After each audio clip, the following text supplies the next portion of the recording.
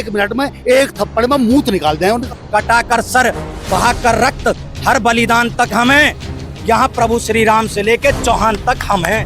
अभी आप बचे हो। जो रामजीलाल का जीप काट कर लाएगा उसे कम से कम 5 लाख रुपए ब्रह्म सिंह राणा राष्ट्रवादी प्रताप सेना की तरफ से देगा। इन्हें संसद में ही घेरने का काम करने का समय आ गया है। मैं उन्हें हिजड़ा नहीं मानता जो सड़क पर ताली बजाते हैं। हिजड़ा वो हैं जो हमारे बीच के बैठे हैं, हमारी जाति विशेष को गाली दे रहे हैं और वो चुपचाप हाथ रखकर सुन रहे हैं। हम थप्पड़ सहते रहेंगे तो थप्पड़ लगते रहेंगे। महाराणा सांगा एक हाथ युद्ध में खो देते हैं, एक युद्ध में उनका पैर खत्म हो जाता है, एक युद्ध में उनकी आंख खत्म हो जाती है। उसके बाद भी जो लड़ रहा है मातृभूमि के लिए, आप निकल आए, आंखों को बांध कर लड़े। सब कुछ तुम रोपाला से गाली दिलवाते हो, चाहे संजीव बालियान से कह दें कि जाटलैंड, चाहे ये उल्लू का पट्टा ये कल बोल गया, अभी कल परसों जो रामजीलाल सुमन करके है। वैश्याओं की कोख से जन्मे मान क्षत्रियों का क्या जाने, नाली के गुबरीले कीड़े क्यों गंगा को पावन माने। और इस पंक्ति का लेना देना रामजीलाल सुमन से कोई नहीं है। फिलहाल स्थिति ये है कि महाराणा प्रताप जी की मूर्ति के साथ जो छेड़खानी दिल्ली में हुई थी, उससे राजपूत समाज उबर नहीं पाया था कि महाराणा संग्राम सिंह, जो कि राष्ट्र गौरव है, जिन्होंने सैकड़ों युद्ध लड़े और एक एक साथ कई राजाओं को भी हराया, विजय स्तंभ उनकी उस वीरता का आज भी प्रमाण है। और उन्हें देश की संसद से कायर और गद्दार तक कहा जा रहा है। और समाजवादी पार्टी जो एक वर्ग की राजनीति करती है, वो उस वर्ग को खुश करने के लिए बोल रही है, लेकिन हिंदुत्व के नाम पर अपनी दुकान चलाने वाली भारतीय जनता पार्टी, जो राजपूत समाज के ही पूर्वजों का नाम लेकर, चाहे भगवान राम हो, महाराणा प्रताप हो या और भी कोई पूर्वज हो, उनका नाम लेकर 2 सीट से लगभग 350 सीट तक पहुंच गई। और वो भी उस सदन में अपमान होता राणा सांगा का देखती रही। किसी ने ये हिमाकत नहीं की कि डबल इंजन की सरकार का आप दिन रात रोना रोते हो, उससे 2 शब्द पूछ लें, उसका कॉलर पकड़ लें।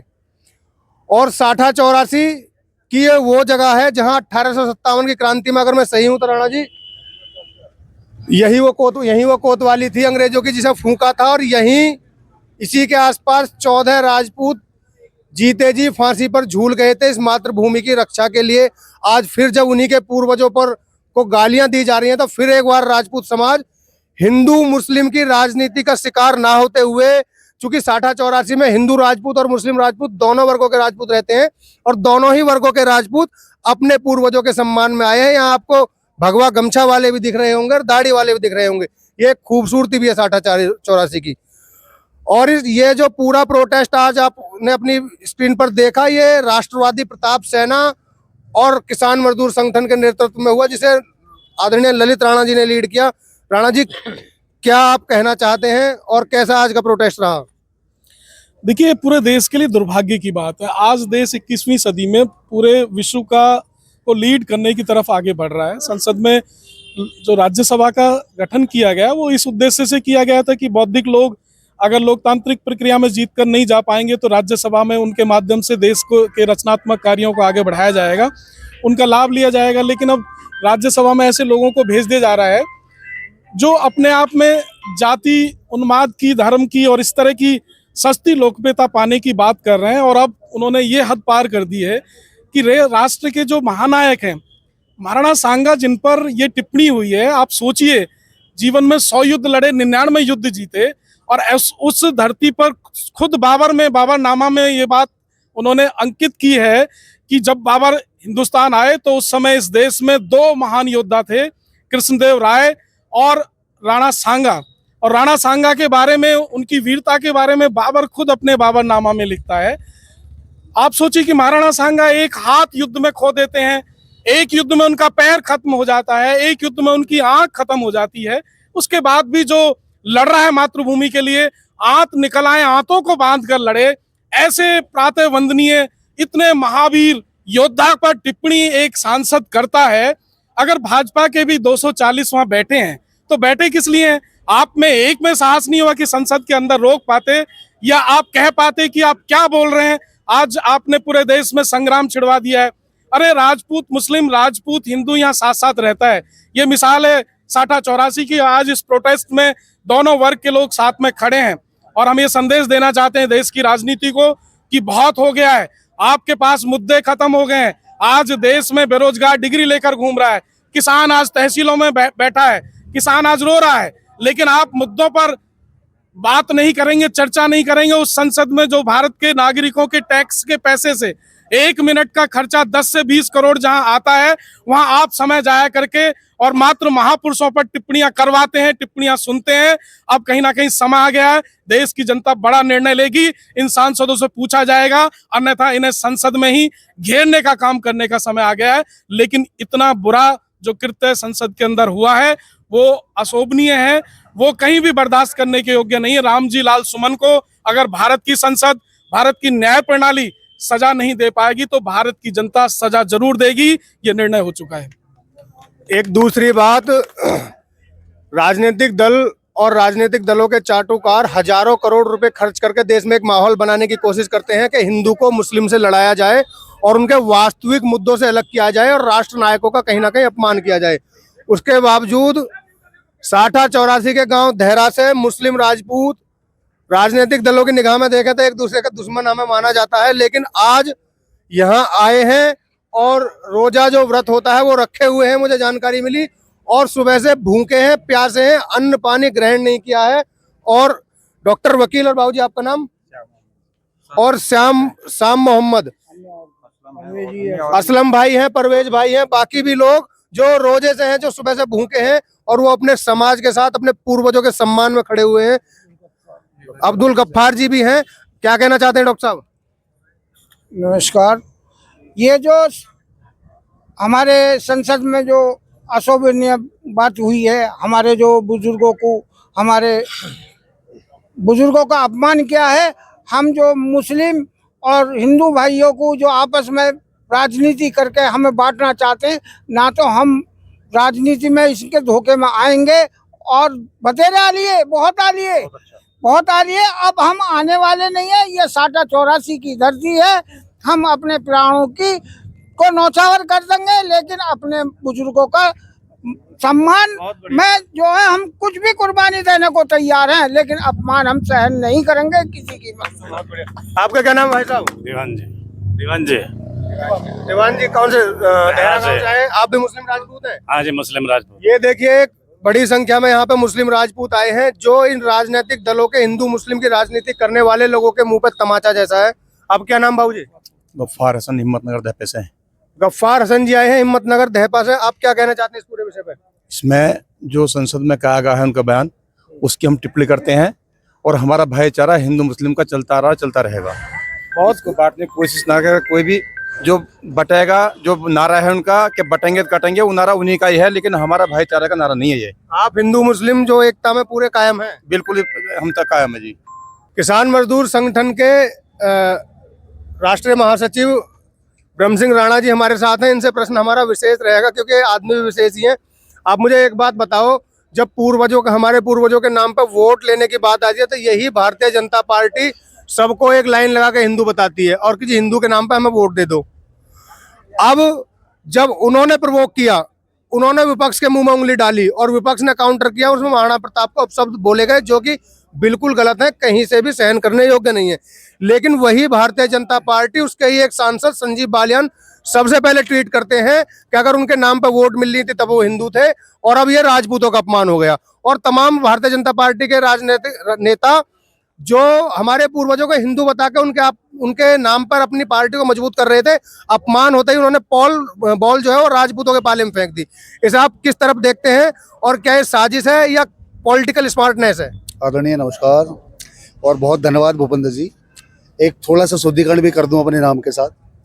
राष्ट्रीय महासचिव नहीं, प्रदेश महासचिव की ड्यूटी आदरणीय ललित राणा जी और ठाकुर पूर्ण सिंह जी ने लगाई हुई है। और राष्ट्रवादी प्रताप सेना जो एक बहुत पुराना संगठन है, जिसके राष्ट्रीय अध्यक्ष आदरणीय ललित राणा जी हैं, आपकी ही ड्यूटी दी गई थी 2015-16 के आसपास। प्रदेश अध्यक्ष पश्चिम उत्तर प्रदेश राष्ट्रवादी प्रताप सेना। और जितने भी सवाल आपने करे उसका सीधा सीधा एक जवाब है कि हम थप्पड़ सहते रहेंगे तो थप्पड़ लगते रहेंगे। आपने विजयपाल तोमर जी की बात करी, आपने तमाम सांसदों की बात करी। अब गड़बड़ क्या चल रही है वो स्पष्ट रूप से ये दिखाई दे रहा है कि जहां से उसे वैसे ही थप्पड़ पड़ना चाहिए, वो तो थप्पड़ मारने में सक्षम है नहीं। उन्होंने तो कसम खा ली कि सत्ता की मलाई चाटनी है, सत्ता तक जाना है, कभी कोई बात कहनी ही नहीं है। चाहे पुरुषोत्तम रूपाला से गाली दिलवा दें, चाहे संजीव बालियान से कह दें कि जाटलैंड, चाहे ये उल्लू का पट्टा ये कल बोल गया, अभी कल परसों जो रामजी लाल सुमन करके है, इसका नाम भी ऐसा मानो कि नाम लेते हुए बड़ी शर्म और झिझक सी महसूस हो कि राम शब्द लगा हुआ है और अब शब्दों का दौर चला रहा है। साला एक बात समझ में नहीं आती इसकी कि इस तरह के शब्दों को बुलवाने में क्या मौजूदा सरकार का भी हाथ है? अब एक बात तो बताओ, जब तक वो उनके नाम पर वाहवाही करके वोट कमा रहे तब तक हिंदू, और एक अपशब्द मिलते ही संजीव बालियान या बाकी लोग ट्वीट करते हैं कि राजपूतों का अपमान है, जबकि राजपूतों की और समाजवादी पार्टी उससे कोई लड़ाई नहीं थी। इसे आप किस तरह देखते हैं? सच्चे भारतीयों को जितनी गालियां मिलती हैं उतनी गाली दिलाने का काम मौजूदा सरकार के सांसद करा रहे हैं। अन्यथा उनमें ऐसे ऐसे भी हैं कि एक मिनट में एक थप्पड़ में मुंह निकाल दें उनका, लेकिन एक बोलने को तैयार नहीं। उन्हें केवल राजनीतिक स्वार्थ ही प्यारा है। पर भाई, राष्ट्रवादी प्रताप सेना आदरणीय राणा जी के नेतृत्व में काम करती है और ठाकुर पूरन सिंह जैसे नेतृत्व क्षमता के लोग हमें मिले हैं। हम इनके खाल में घुस भरेंगे और वक्त मिला तो रमजान और नवरात्रि के बाद कोशिश ये रहेगी, राणा जी का आदेश होगा कि उस रामजी लाल की जीभ निकालने का काम करेंगे, जीभ काटेंगे भी, और एक इनाम भी कोशिश करेंगे कि जो रामजी लाल का जीभ काट कर लाएगा उसे कम से कम 5 लाख रुपए ब्रह्म सिंह राणा राष्ट्रवादी प्रताप सेना की तरफ से देगा। बहुत बड़ी बात ब्रह्म सिंह राणा जी ने कही है। और एक खास बात यहाँ पे ये भी है, राष्ट्रवादी प्रताप सेना जो अब से लगभग, अगर मैं सही हूं तो राणा जी 15 से 20 साल पहले शुरू हो गई थी, बीच में कहीं ना कहीं नाम सुर्खियों में नहीं रहा, लेकिन फिरोजाबाद की घटना से राष्ट्रवादी प्रताप सेना ने जोरदार वापसी की है और अब राणा सांगा के सम्मान में एक मोर्चे पर डटी हुई है। हमारे बाबूजी हैं नगेंद्र सिंह जी और गरम दल के नेता के रूप में जाने जाते हैं, गांव अनवरपुर से। आज सुबह से यहाँ धूप में डटे हुए हैं। क्या कहना चाहते हैं बाबूजी पूरे मामले पे? सभी भाइयों को नमस्कार। मैं ये कहना चाहता हूँ, बड़े दुर्भाग्यपूर्ण बात है कि सबसे बड़ी हमारी जो न्याय पंचायत है, लोकसभा हो राज्यसभा हो, उसमें ऐसे तुच्छ लोग पहुंच गए हैं जो एक जाति विशेष पे टिप्पणी करते हैं। मैं उसकी निंदा करता हूं। इस पद पे पहुंचने के बाद में इस तरीके की टिप्पणी नहीं करनी है। सबसे बड़ा दुख मुझे इस बात का है, जो हमारे, मैं उन्हें हिजड़ा नहीं मानता जो सड़क पर ताली बजाते, हिजड़ा वो हैं जो हमारे बीच के बैठे हैं, हमारी जाति विशेष को गाली दे रहे हैं और वो चुपचाप हाथ रख कर सुन रहे हैं। अरे एक क्षत्रिय समाज ऐसा जो चाहे उसको गाली दे दे, ठीक है, हम किसी पार्टी में हैं, भारतीय जनता वालों किसी को, लेकिन हम पहले अपने समाज के हैं, अपने क्षत्रिय समाज के हैं, हम क्षत्रिय समाज के साथ हैं। अगर क्षत्रिय समाज में कोई आघात करता है या उसका मान अपमान सुनता है, जो हमारे बुजुर्ग है जिन्होंने अपने 100 जंगम खा के 101 लड़ाई लड़ी, 102 लड़ाई लड़ी, भूखे प्यासे रहकर हाथ गंवा दिए, पैर गंवा दिए, आँख गंवा दी, और उस आदमी का 80 जख्म सीने पे हैं, फिर भी उन कायरों के सामने नहीं झुका और एक तुच्छ पिड़ानी उन पर जाति सुख शब्द बोलता है, मैं उस पर थूकता हूँ। ऐसे आदमी को हमें नवरात्र के बाद में, जो ललित राणा जी ने, मैं उनका धन्यवाद करता हूँ। ऐसे आदमी के खिलाफ हमें लड़ाई लड़नी है, चाहे किसी भी पार्टी का, किसी जाति बिरादरी का। बहुत बढ़िया। राष्ट्रवादी प्रताप सेना से भी जुड़े हैं और किसान मजदूर संगठन के जिलाध्यक्ष आशु तोमर जी हैं, जो आजकल साठा 84 में किसान और किसानों से जुड़े हुए मुद्दों पर लोगों की मदद करने के लिए तैयार माने जाते हैं। क्या कहना चाहते हैं आशु भाई? ऐसा मैं बताऊं, शोर शराबे और सारी चीज़ों से वो चीज़ें नहीं हो पाती। आज की डेट में क्या है, जिनको भी हमने चुन के उस सदन के अंदर भेजा है, चाहे वो हमारे बीच के हों या दूसरी कास्ट के हों, एक बात तो आपको साफ तरीके से समझ में आ जानी चाहिए, चाहे बसपा की पार्टी हो, समाजवादी की पार्टी हो या भाजपा की हो, इंडिविजुअल एक कास्ट ने इन्हें वोट दे के चुन के वहाँ तक नहीं पहुँचाया। हर कास्ट ने इन्हें वोट दिए। इन्हें एक गरिमा होनी चाहिए, एक कायदा होना चाहिए। ये समाज के बीच में चुन के वहां तक पहुंच के सदन तक इन्हें पहुंचाने का काम करा। जो इस मुद्दे को ये लेकर के पहुंचते हैं, गांव समाज के बीच में लोगों को बहकाने का काम करते हैं, कर्जा मुक्ति का काम करते हैं, बिजली फ्री की वादे करते हैं, सारी चीजें करते हैं। आज बिजली से लेकर के किसी और चीजों की मैं बात करने लग जाऊं तो इतनी कमर टूटी हुई है कि 10,000 रुपए की नौकरी करने वाला आदमी वो बिजली के बिल में ही सारी कमाई को अपना गंवा रहा है, अपना गुजारा नहीं कर पा रहा। और मुद्दे पे जिन्हें बोलना चाहिए उन मुद्दों को ना करके ये हमारे महापुरुषों के ऊपर बोलते हैं।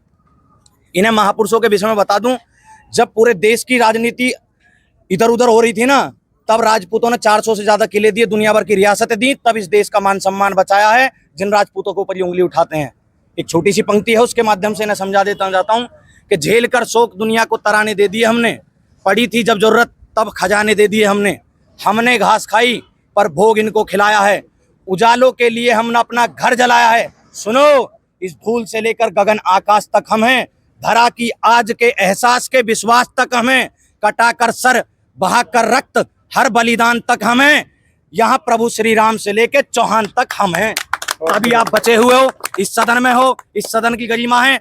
आज राजस्थान के माध्यम से विधानसभा के अंदर एक सवाल उठाने के लिए रविंद्र सिंह भाटी अपना मुद्दा रखते हैं, तभी उस सदन के स्पीकर उन्हें बैठाने की बात करते हैं, उनको मुद्दे से बैठा दिया जाता है, उन्हें बोला नहीं जाता। जो राणा सांगा जिस स्टेट से में उनकी रियासत थी, और वहां कहने के लिए भाजपा की सरकार भी है, भाजपा की सरकार भी है, उसके बावजूद उनको मौन रखने की बात रखी जाती है। मैं कह देना चाहता हूं उन राजपूत नेताओं से जिन्हें हमने चुन के उस सदन के अंदर भेजा है, विधानसभा या लोकसभा जहां भी वो हैं, या तो वो अपनी गरिमा समझ लें, वरना आने वाले समय में जूतों से उनका स्वागत होगा। ये राष्ट्रवादी प्रताप सेना का वादा है आपसे। बहुत बढ़िया। इस मामले पर जो भी अपडेट होगा क्षत्रिय समाचार चैनल के जरिए हम आपको देते रहेंगे। क्षत्रिय समाचार चैनल को देखते रहें, इस खबर को देश भर में शेयर करें। धन्यवाद। जय भवानी।